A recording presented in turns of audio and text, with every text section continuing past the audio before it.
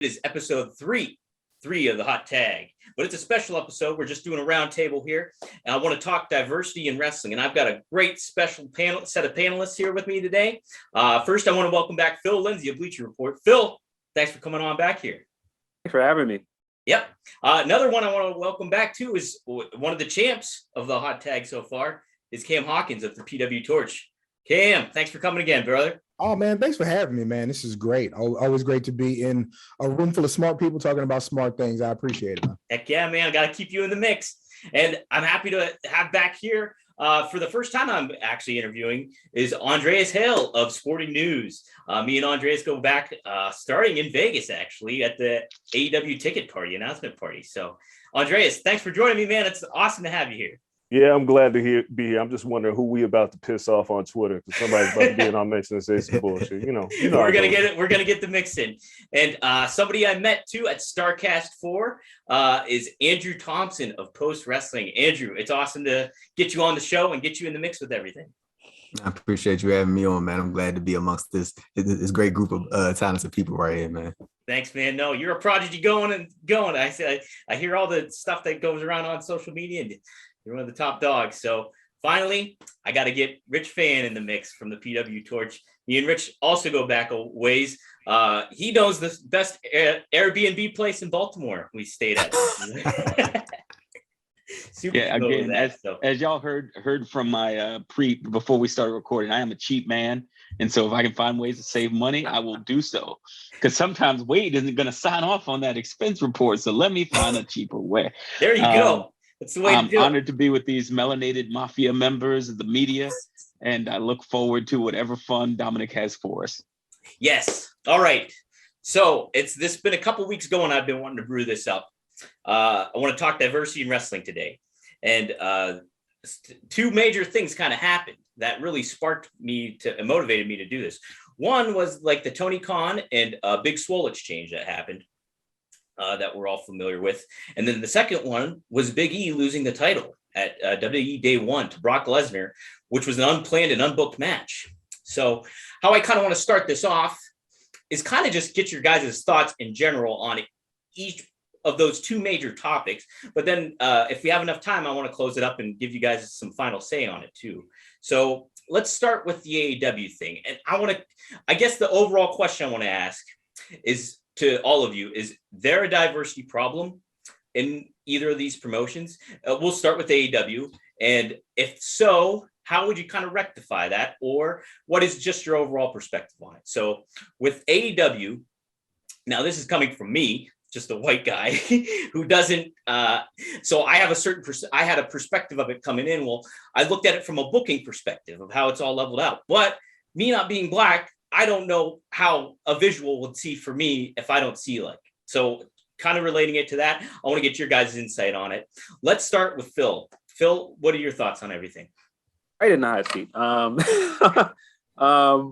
I think AEW has a diversity issue. I think the wrestling industry as a whole has a diversity issue. Like I feel like they've done good things in terms of diversity, but I feel like there's a lot more they can do. And I feel like that was mostly Swole's point, because she did commend them on things that they've done, but she also said, this is certain things I want to see more of. And I do think some of the constructive things she said about just like how unorganized the company is were on the money. I don't think she was wrong about any of that. Yeah, I think that was a big issue, was the structure of AEW and how certain things get executed. You see a lot of people come in and out of the mix, and a lot of people don't get a lot of airtime. Andreas, let's get your thoughts next on this. Does AEW have a diversity issue?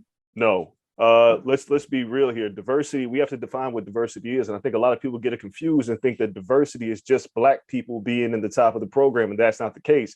If your case is, I want to see more black faces in the main event picture, you have an argument. But when we're talking about diversity, we're talking about women, LGBTQ, we're talking about Asians. There were three women that were not white that held the AEW title first. There is not a diversity issue. There is a representation issue at the top of the card. And if you want to argue that, I'm here for it. But I get sick of people saying there's no diversity. We got to define what diversity is. And we have to be honest and say what we want. What we want is black men at the top of the card. That's it. That's the argument. Jade Cargill's the TBS champion. So we're not arguing about that. So I get frustrated when I see all that. To Tony Khan's tweet, he kind of ruined everything he said by addressing Big Swole when nobody asked him. That was my primary issue with Tony's tweet, because you burying the lead. You pointed out that you have him and Mega, along with Brandy, 3 executive women of color, and of course himself. But once you mention Swole and the contract running out, Twitter's a cesspool. People are going to sink their teeth into the negative aspect of what you said, and they're going to bury you for it. So personally, I like Tony. I just kind of think, get off of Twitter, man. You got to be above it all. Do the work. That's the thing. Yeah, you get sucked up into it. We all know that. We're all familiar with that. I guess it's a good segue into Cam right now. So Cam, what do you think about Yeah, right. So when it initially happened, right? When Tony Khan sent the tweet, I'm like talking to somebody who works for the company, like we're like in each other's presence. And their response was like, well, why can't he say what he feels if that's what he feels? And I was like, the issue is not having an opinion. The issue is you were a billionaire criticizing an employee. And so what happened was it created a situation where people who have been waiting to say horrible things to Black women started saying it, right? And so I think that when we talk about diversity issues, I think that a lot of times the people in charge, you can hire as many people as you want, but you also have to understand that you can't talk to everybody the same way. You can't talk about everybody the same way, because what you're doing is, like Andreas said, like especially on Twitter, you're creating a situation where people feel comfortable attacking people who they've wanted to attack but have just been looking for an excuse, right? And I absolutely agree with the idea that when people are talking about diversity, using the proper terminology is super important, and you should talk about what you want. I think that when you present the argument to somebody, because this happened while we were having the conversation, when you present the argument that, well, I think that every wrestling company outside of like your Shimmer or Wow is built on the back of the men's division. It's what they push the most. That's what they present as their main event. And so if that main event, or if that particular division looks like each other the whole time, if everybody you can put in a lineup and they all look very similar, I do think that presents an issue. But I absolutely agree. The terminology is super important. But I think that when you start to talk about the specific terminology, a lot of times that falls on deaf ears because people know exactly what you're talking about. And when I say that, it's the people who don't want any part of it at all. They can start to check off boxes where they got this person here and this person there. And how can you be upset with this? It's like, well, when we start to have the deeper conversation, a lot of times they don't want to have it. So diversity problem, no. Could they work on their diversity? Could they work on their inclusion? Could they work on their representation? Absolutely. And I think that a company being so new, being 3 years old, they absolutely had the opportunity to do that from the beginning and chose not to. And now they kind of want you to wait and see. And it's like, if you wanted to do it, it would have been done. It's not something you had to build to. That's interesting because, okay, so from when I came into it, I kind of looked at it was like, okay, so they got new stars in it. Well, they're getting some name stars in starting off. So they have the Young Bucks, they have Cody, they got Kenny, they got Hangman Page, all white people. But I was like, okay, well, they're starting it off. Maybe they want to tell their story, but including somebody like Scorpio Sky, somebody that started from the beginning, somebody like Nyla Rose, and somebody too like Big Swole. Like you had those all starting off, so there was opportunity for that. So I was very interested in that. Rich, let's get your take on everything. How do you feel in regards to just what just Cam just said, and in regards to did they have that plenty of opportunity to kind of already cultivate that for not just Black people but just all kinds of races as well?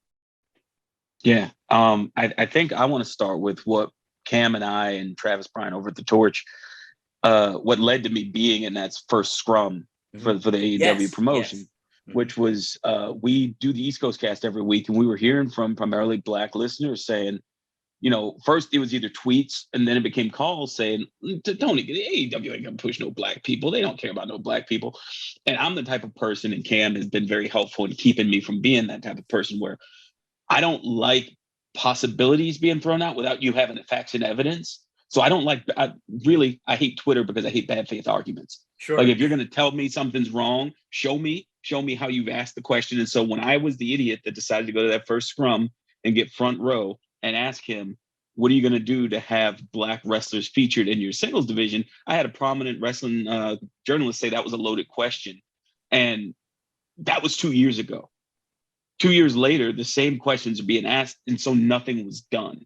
My question at the time was to finally have on the record, here's what the owner of the promotion, it's not like WWE, or, in England, I can talk with the owner of, a promotion and they will tell me, hey, but I can't affect that.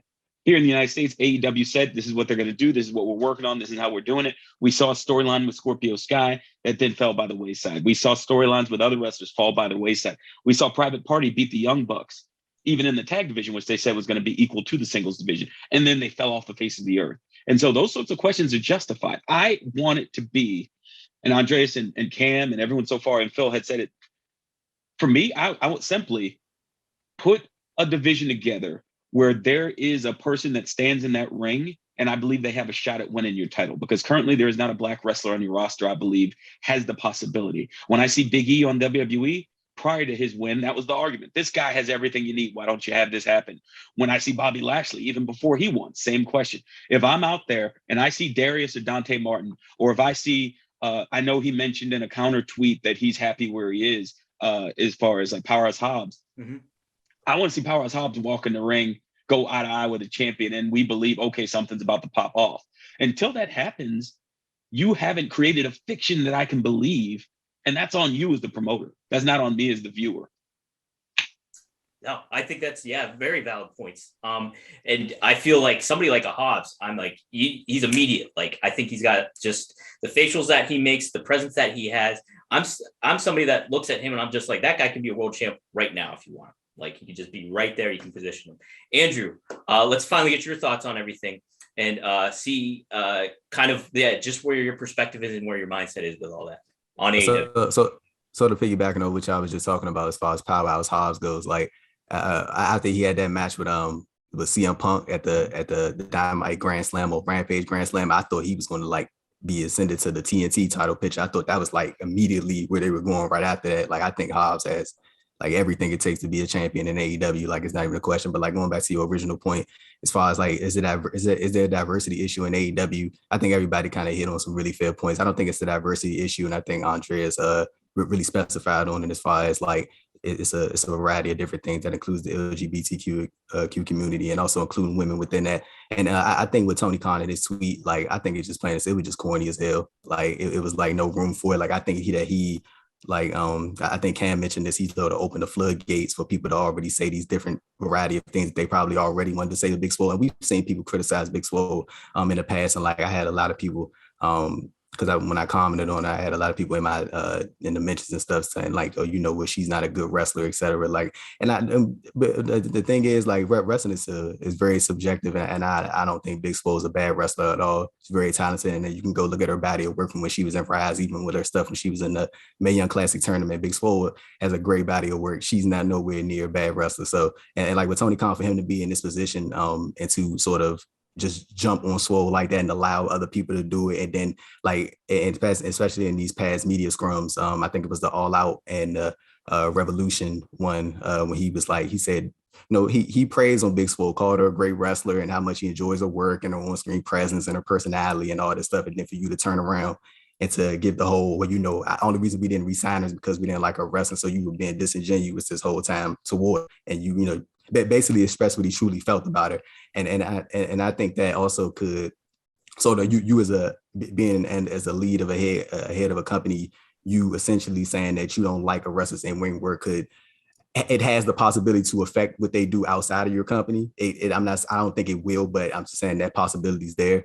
So like, I don't really think Tony Khan went about it the right way. And I saw a lot of people probably at like, I don't know if Big Swole wants an apology from him. I think I saw an article where she said that she doesn't expect to get one, but like, I think Tony Khan, he very much means what he said. And I think an apology at this point would just be like, just disingenuous, and like, he doesn't really mean like he really wouldn't mean it if he were to issue an apology at this point as we this far out. To think about all that stuff too, with, how it's just everything gets aired on social media in that immediacy where you have that immediate platform. You can immediately say something and tweet something out like that. And I know it's a sticky situation. Rich, do you have something to say to that? Yeah. Yeah, I just wanted to add one real quick thing. When I first started writing for the Torch, one of the things I mentioned was I cautioned that Tony, when he owned Fulham, the first time they got relegated, on Twitter, Fulham fans said heinous things about him involving animals. And every time they'd say it, he would respond in their, he and so I would have hoped in that situation he would have a little bit of perspective that when you see that sort of, because that really just came down to really one, racism, two, just absolute lunacy on the part of that fan base to say those sorts of things to a human being about an animal. Yeah. And if you go through that experience, I would hope that you would have the ability to see, hey, maybe if I join in on this isn't going to be the best thing. And since he didn't, that sort of, Andreas mentioned earlier the idea, or you mentioned, as a white male, you might not have been able to see our experiences as Black men, but all of us could see an experience and say, hey, maybe the women need more respect here, because when you tell Big Swole she's not talented enough and watch a tag match with 3 blonde women and 1 white Latina, that's a signal. And that might not be an intentional signal, but that's something that is showing that this is what I want in my main event. You were never in my main event, but these people can be. And so that also is something you have to be careful with, because people are listening. Go ahead, Andrew. I'm sorry. Oh, no, I was just going to just add on real quick. Like when Big Swole, when she hit her points, like I think the initial reaction was towards sort of the diversity remarks and the diversity comment, but she hit like a bunch of different fair points that, like, I think a lot of people should really go back and listen to that podcast, man, because she legitimately made some fair points. And then also, like, when people was like sort of jumping on her, I'm like, you don't get to tell somebody who was literally there, experienced it, that they're wrong. Like, she was literally in the thick of it. She was there since the jump. She got signed in late 2019. She's been there. She's seen it all. I'm pretty sure that she wouldn't just jump out there and just say things without that being an accurate depiction of her actual experience. So you, as a person who wasn't there, not talking to you, Dom, but I'm talking about saying people in general, like, they was jumping out there saying, well, AEW can't be like that. It's not diversity. You don't get to tell her who lived it, that she's wrong. It don't work like that. No, but everybody on social media wants to do that, though. That's the name of the game with that. But that does lead me into the point too of, like, it's almost a form of, like, a big form of ignorance in a lot of ways when it comes to how stuff is kind of booked, or naivety in a lot of ways too, I feel. And that kind of segues me into WWE in a lot of ways, because like I had mentioned at the beginning of the show here, like, Big E lost at day one, like, unexpectedly, to Brock Lesnar. And Vince McMahon is notorious for that rash type of booking and things like that. And Big E has been in the main event platform and everything like that. But it kept making me think back to the pay-per-view where he lost clean to Roman Reigns as well. And then I thought about Bianca Belair. And I thought about all of these other moments where Kofi Kingston jobs out in 8 seconds and things like that. I want to start this topic off with Andreas and kind of get your perspective of it all. Considering that Big E and you're good friends with him, I just want to get your perspective overall, how you felt about it, and what your viewpoint is of him being in the main event picture, and does that hurt him moving forward, or just overall? I want to get your thoughts on it. Yeah. So, yeah, obviously, being E did a bunch of things while he was champion, even before champion. I mean, the walkouts of pro wrestling, for boxing, he obviously did Big Noon for Iowa.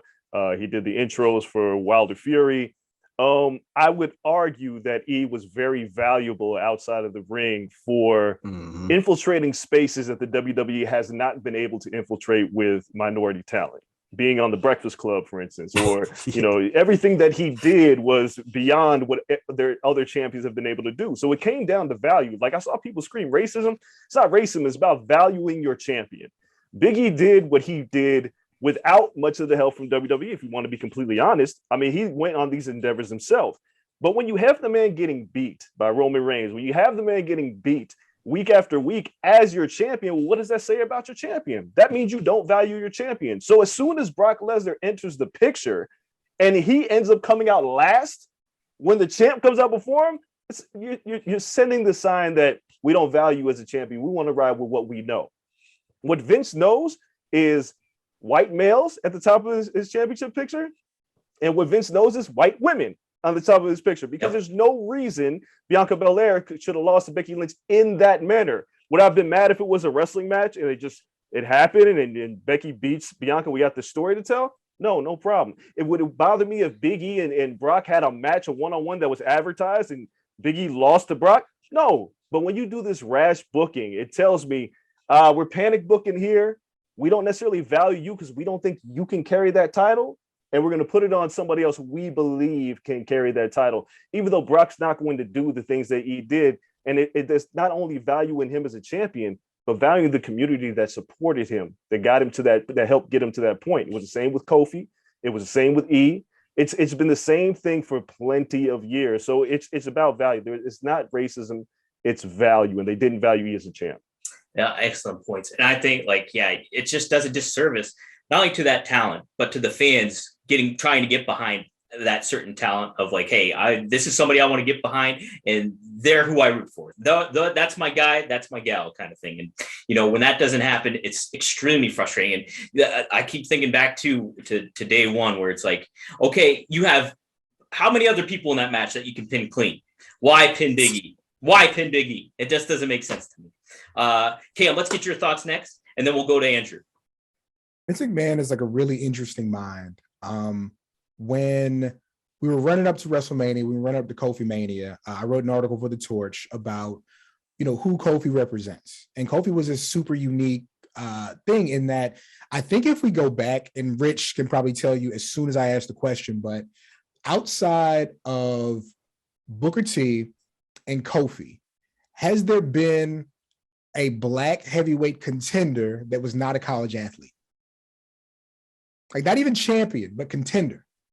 I think all of them were, just about. And Vince has, because we talk about racism, and of course Vince has done some wild stuff with Black people, Hispanic people, Asian people, but I do think he's always found value in a Black All-American athlete. You can see it with Bianca, you see it with Big E, kind of to a lesser extent Lashley, but still a armed forces champion. But there's a thing that he has with wrestlers of that caliber. But I don't think so. Racism is a strong word, right? I think that he sees value in Black champions. I think he knows there's a market to tap there, but in a panic, he goes back to his comfortable white champions. He just does. That's just how it goes. And with Becky, it's super interesting. Of course, Becky's crazy over. Becky's not even American. And he typically can't stand non-American wrestlers, right? But he did kind of rely on that crutch. And like Andreas was saying, Big E was in he was doing cool Black stuff. I'm at the boxing match. I remember when I was 12, 13, all I wanted to do was be at my parents' fight parties, right? When I finally got of age, all I wanted to do was throw a fight party. And so that was super cool to me, right? Even though Roman and Bianca, have done it, but we're talking Breakfast Club and Hot 97, just being really, really cool. But on the flip side, made to look less than, made to be less than when, his run up and his whole build, Big E is as homegrown a champion as they have. Come up through your developmental, even back from FCW to being NXT champ, beating Seth for the belt, to, being in there with Cena, being in there with Dolph, being a part of the greatest tag team ever in that company, just has done so much. And for it to go out with the whimper, it sucks. It really does. And to be involved, to be the one pinned is unfortunate, but then to not even be involved in the finish for the rematch. Paul Heyman did what he could to hype up Big E, and Brock showed him love, but that love's not real if it doesn't play out on screen. And it has not been doing that basically since the beginning of his run. And it's really unfortunate. But I wouldn't say it's necessarily racism. What I think is, it's funny, we're talking about the cons, right? They said that back when Jacksonville had 3 Black quarterbacks, it was because if one did bad, they didn't want the community screaming that they want to put in the white boy, and a lot of times that's kind of what happens. You get uncomfortable, you start to rest on your laurels, you go back to what and it does slow down progress, and it's unfortunate. Yeah. It is. It's like, yeah, it's like take 2 steps forward, then you fall back like a couple more steps. It doesn't balance out well. Andrew, let's get your thoughts. I only got 10 minutes going, so I want to get I'm gonna make it quick, and I'm gonna let feeling rich guy tap in. We got the timer running, but it was real quick. Like with Big E, man, like like where we are right now, I think everybody's like main concern even coming out of this. Well, how are they gonna present Big E coming out of this? Like, are they gonna do what they traditionally do with usually black champions, and even just looking at the baby faces that they just like push them off to the side, or they go off and forget about it. Or I think the most looked at example is Kofi, like how he had that little glimmer when when he lost the title, and they showed the little signs of when we thought that he was going to show some a little bit of aggression and probably go back after the title, and then he just like just vanished from the world title picture. And with Big E, he lost the qualifier match, and then he got pinned by Rollins recently on Raw. So it's kind of like it makes it hard for people to sort of have faith in Big E possibly getting back in the world title picture. Like I'm pretty sure we all in agreement that we don't think he should have lost the title in the first place. Like I think that he was just collateral for Roman Reigns, unfortunately catching COVID. So man, I think Big E has all the talents in the world. Like the dude is tremendously like just a naturally likable person, man. And just to touch on Bianca Belair real quick, like I think it says a great deal about her that where she is now, and to see like how I felt about her as a character after she had that major loss to Becky Lynch, and to see how over she has gotten herself. And I'm not giving them credit for that. I'm giving her all the credit for that, for her just being naturally charismatic and just talented as hell. And I think she did I'm gonna be real. I swear I was gonna be real quick, but she when she did that thing when she had that match with Doudrop, and she did the deadlift, and did you see them people? Did you see those people? They literally rose to their feet. Like it was insane. Like Bianca Belair, man, I don't know how they are not like sending her like on every single talk show, morning show. But you know what? I will say this.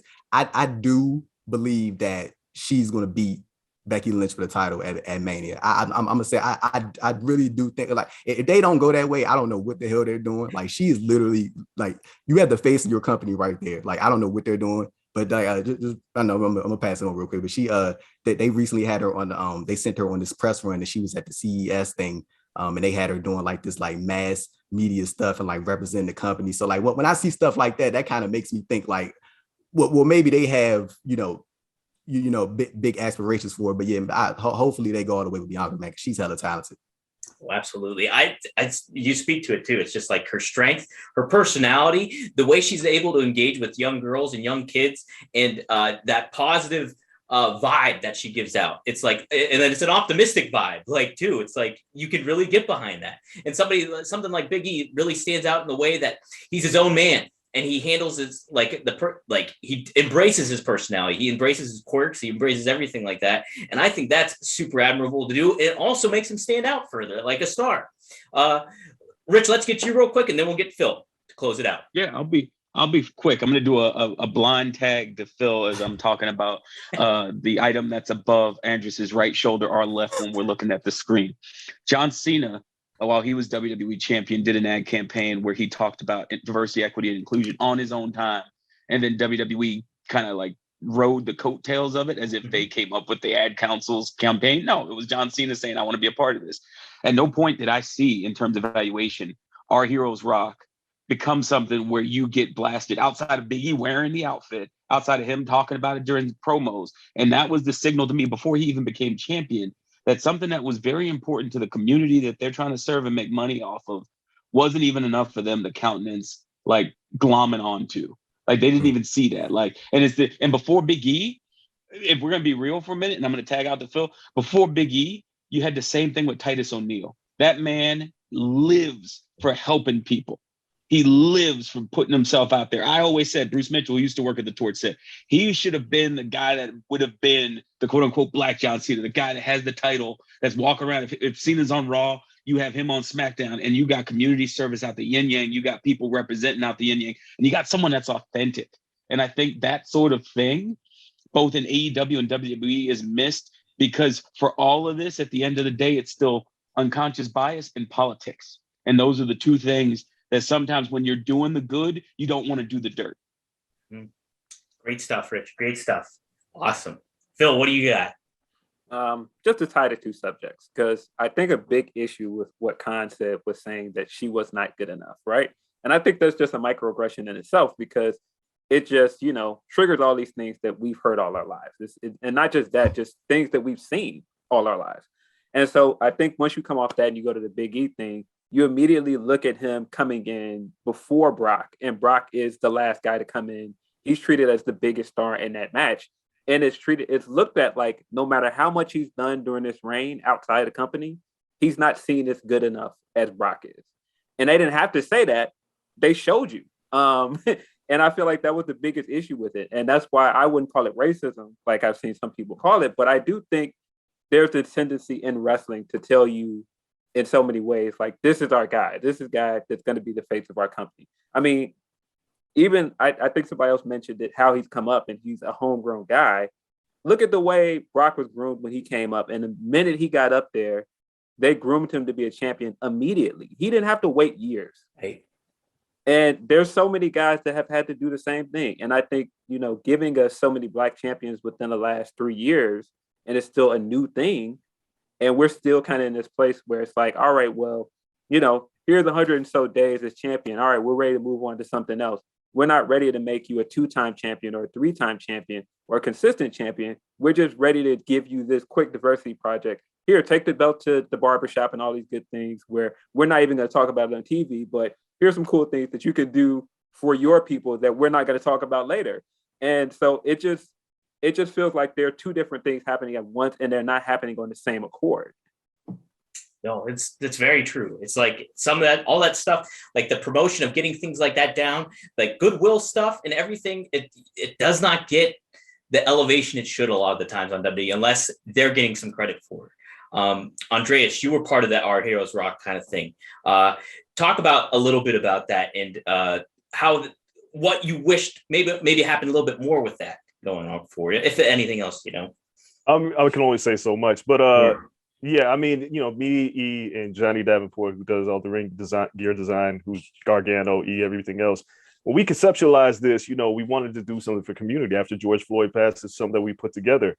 And the support that we've gotten has been inside. Montez Ford, I've talked to Bianca, I've talked to a lot of people inside the company. If you've seen the New Day promoted it on one of the Raw episodes, there was no edict from Vince McMahon to help support this. Why? Because it's not his, it's ours. Mm-hmm. And if Vince doesn't own it, he doesn't necessarily want to have anything to do with it. So, we're still going. Fortunately, nobody's standing in our way from making this thing happen. And we're getting very close to, getting this pilot episode off the ground. And that's what we're going to do. I talk to E every day. That's one of my best friends. But the thing is, it sucks as a friend seeing my friend not being valued for everything that he's done. But we're still going to keep pushing. And we still hope that the community gets behind this, whether or not he's champion. When I tweeted that you're still our champion, facts, because he's still our champion. You don't need that belt. It doesn't matter. For us, we're still going to keep pushing. It is what it is. It sucks. I hope he gets an opportunity again, but you never know with Vince McMahon, but we're going to still keep doing what we got to do. Absolutely. Great point, and great way to end it too. I want to thank you all for joining me today on this special edition of the Hot Tag. You guys are some of my favorite people that I've ever met in wrestling so far. So I thank you all for doing this.